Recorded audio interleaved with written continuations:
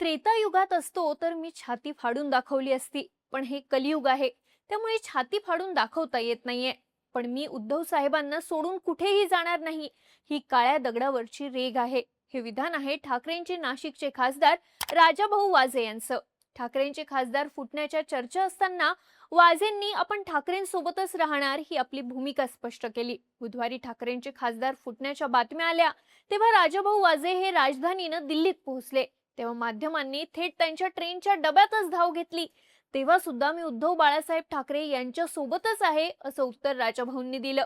यानंतर दिल्लीत झालेल्या ठाकरे गटाच्या पत्रकार परिषदेत संजय राऊत, अरविंद सावंत, अनिल देसाई या ठाकरेंच्या खासदारांसोबतच राजाभाऊ वाजे सुद्धा होते. या पत्रकार परिषदेत राजाभाऊ वाजे यांच्या डोळ्यात पाणी होतं. माध्यमांशी बोलताना सुद्धा वाजे भाऊक झाले. आता एकीकडे ओमराजे निंबाळकर, संजय जाधव असे ठाकरेंचे निष्ठावंत म्हणून ओळख असलेले खासदार शिंदेच्या शिवसेनेच्या वाटेवर असताना राजाभाऊ वाजे यांनी मात्र शेवटपर्यंत ठाकरेंची साथ सोडली नाही. त्यामुळे संजय राऊतांनी सुद्धा याला आम्ही निष्ठा आणि श्रद्धा म्हणतो अशा शब्दात राजाभाऊ वाजेंचं कौतुक केलं. त्यामुळे राजाभाऊ वाजेंच्या ठाकरेंशी असलेल्या निष्ठेचा सध्या अख्ख्या महाराष्ट्रात गाजावाजा होतोय. ठाकरेंचे खरे निष्ठावंत म्हणून राजाभाऊ वाजेंचं कौतुक होतंय. राजाभाऊ वाजे नक्की आहेत कोण? ठाकरेंशी असलेल्या त्यांच्या निष्ठेमागची नेमकी कारणं काय? त्याची स्टोरी सांगणारा हा व्हिडिओ. नमस्कार, मी दिव्या आणि तुम्ही पाहताय बोलभिडू. अंगात साधा सदरा, पांढरी शुभ्र दाढी आणि गळ्यात मफलर अशा साध्या पेहरावात राहणारे राजाभाऊ वाजे. नाशिकच्या सिन्नर तालुक्यातील डुबेरे हे राजाभाऊंचं मूळ गाव. पुण्याच्या श्री शिवाजी मिलिटरी स्कूलमध्ये शिक्षण घेतलेले आणि नाशिकच्या BYK कॉलेजमधून कॉमर्सची पदवी घेतलेले वाजे सुरुवातीला शेती आणि पेट्रोल पंपचा व्यवसाय सांभाळत होते. राजाभाऊंचे आजोबा शंकरराव वाजे, त्यांच्या काकू आजी या आमदार म्हणून निवडून आल्या होत्या. राजाभाऊंचे वडील प्रकाश वाजे सुद्धा राजकारणात होते.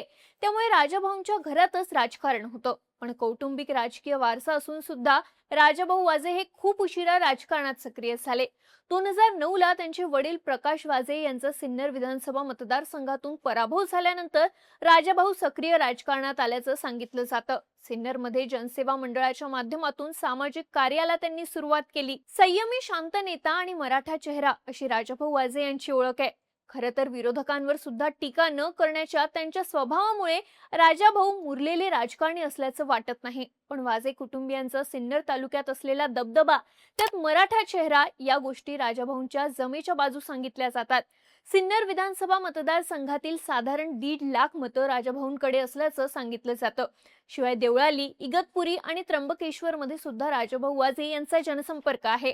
2009 ला वडिलांच्या पराभवानंतर राजाभाऊ वाजे हे मतदारसंघात चांगलेच सक्रिय झाले.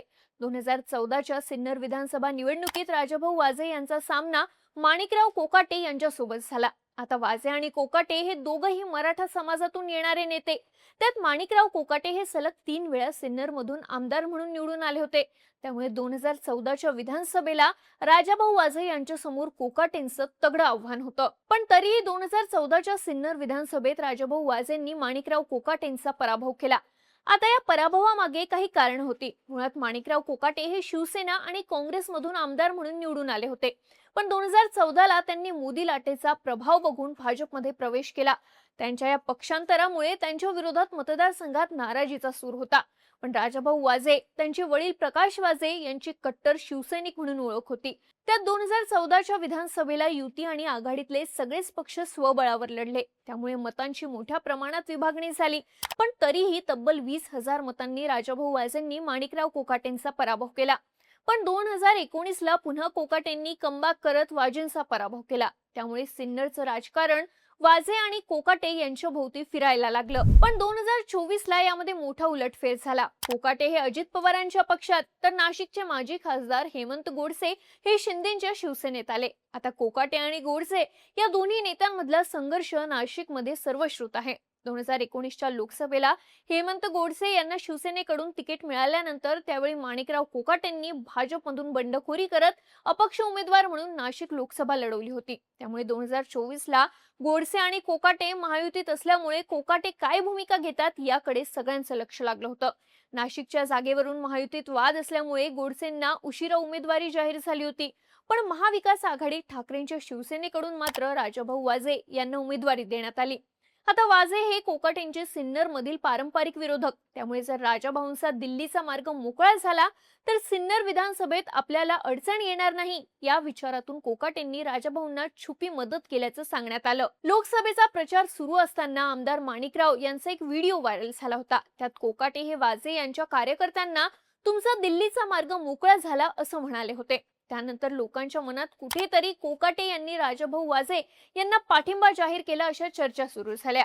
लोकसभेच्या निकालात राजाभाऊंना सगळ्यात जास्त मतदान हे सिन्नर तालुक्यातून झालं होतं.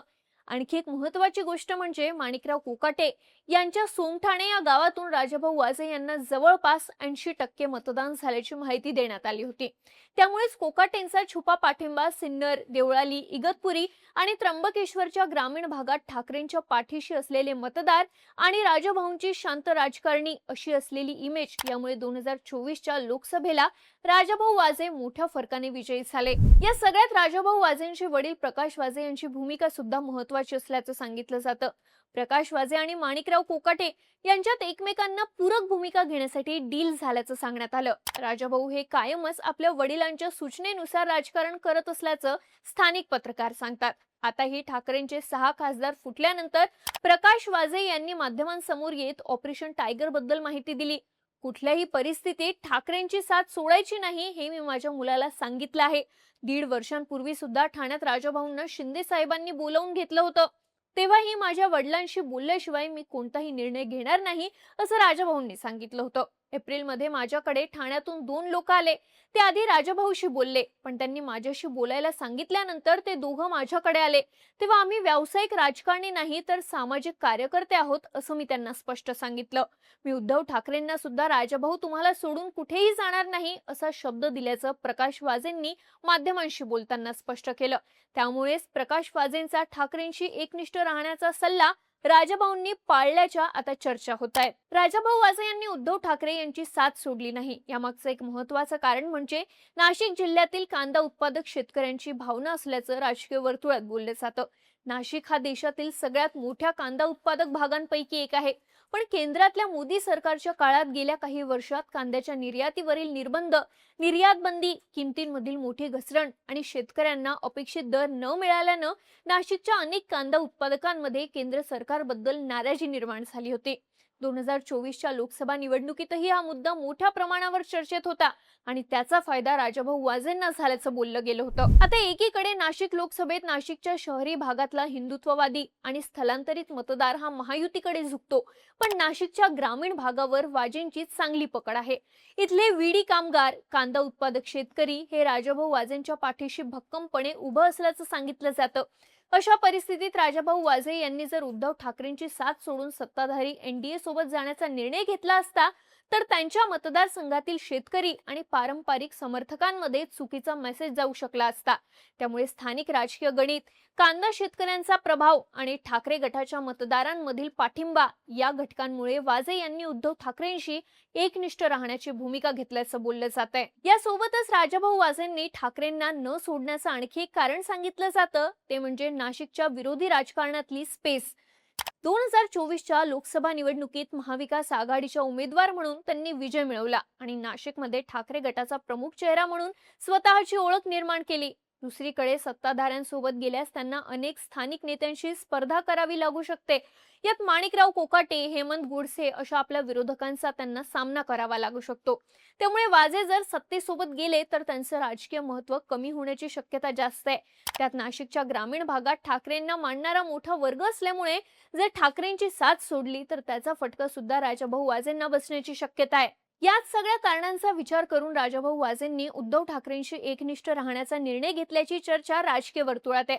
पण मुंबई सोडून इतर महाराष्ट्रातले ठाकरेंचे सगळे खासदार फुटले असताना सुद्धा नाशिकच्या राजाभाऊ वाजेंनी मात्र ठाकरेंना दिलेला शब्द पाळल्यामुळे त्यांचं सध्या मोठं कौतुक होतंय. राजाभाऊ वाजे आणि त्यांच्या ठाकरेंशी असलेल्या एकनिष्ठेबद्दल तुम्हाला काय वाटतं? आम्हाला कमेंट करून नक्की सांगा आणि अशाच माहितीपूर्ण व्हिडिओसाठी बोलबिडूच्या YouTube चॅनलला सबस्क्राईब करायला विसरू नका.